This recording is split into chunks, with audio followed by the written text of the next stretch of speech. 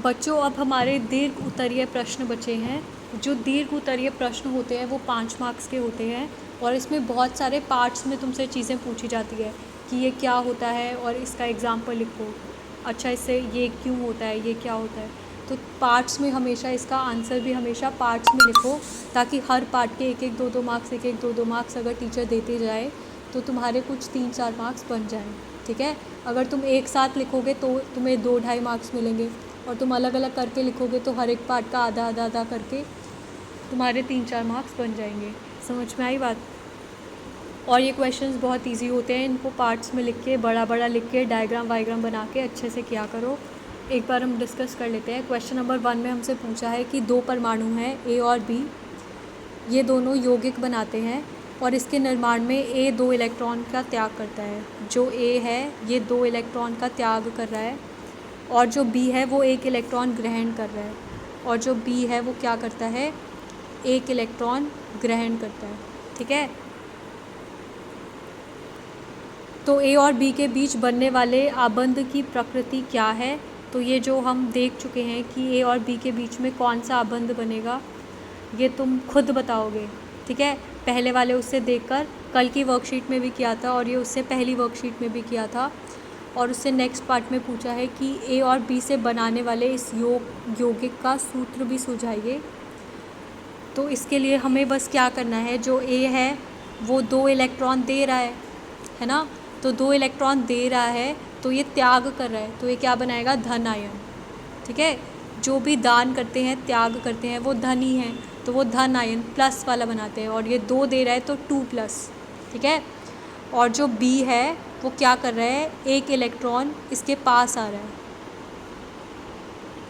ठीक है। तो पहले वो बी था, इसमें अगर 1 इलेक्ट्रॉन आ जाएगा, जो बी है वो 1 इलेक्ट्रॉन एक्सेप्ट कर रहा है, तो ये क्या बनाएगा, माइनस। इतनी बात सबको समझ में आ गई।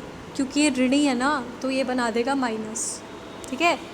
तो यहाँ पे क्योंकि ये 2 इलेक्ट्रॉन दे रहा है और ये सिर्फ 1 इलेक्ट्रॉन ले सकता है, तो हमें 2 बी की ज़रूरत होगी। ठीक है। तो इसका परमाणु जो है वो 2 इलेक्ट्रॉन डोनेट कर रहा है, दे रहा है, और ये 2 परमाणु लगेंगे जो 1-1 इलेक्ट्रॉन लेंगे। ठीक है। बी के 2 परमाणु चाहिए होंगे हमें।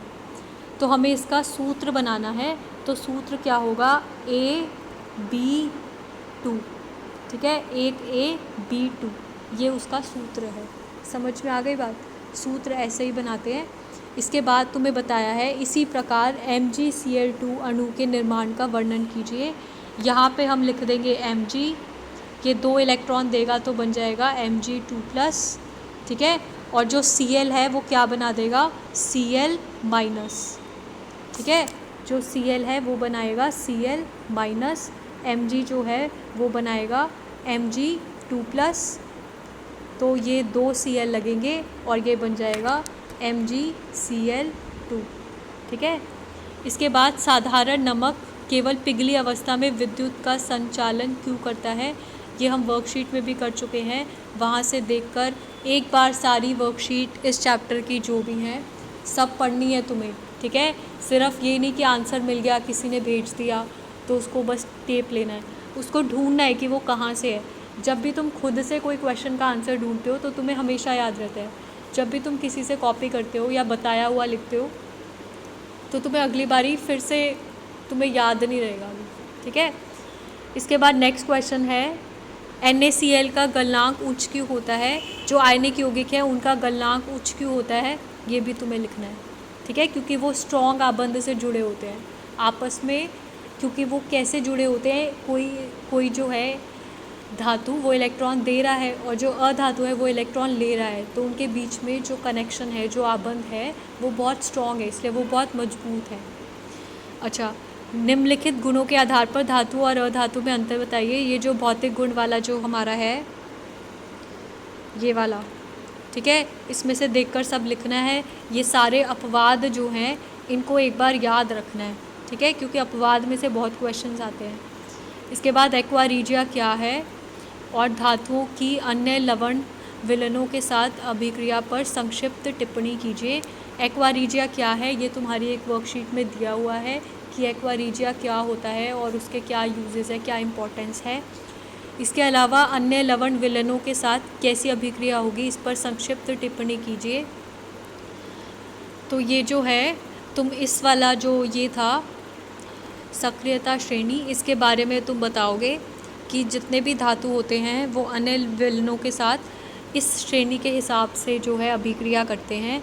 जो भी धातु अधिक क्रियाशील हैं वो कम क्रियाशील वाले जो धातु हैं उसके लवण से उसी को विस्थापित कर देंगे, ठीक है। लेकिन अगर वो कम क्रियाशील है तो वो अधिक क्रियाशील वाला लवण विस्थापित नहीं कर पाएंगे। समझ में आया? जो बातें समझ में नहीं आई वो तुम पूछ सकते हो। धातु और अधातु का चैप्टर तुम्हारा पूरा हो गया है।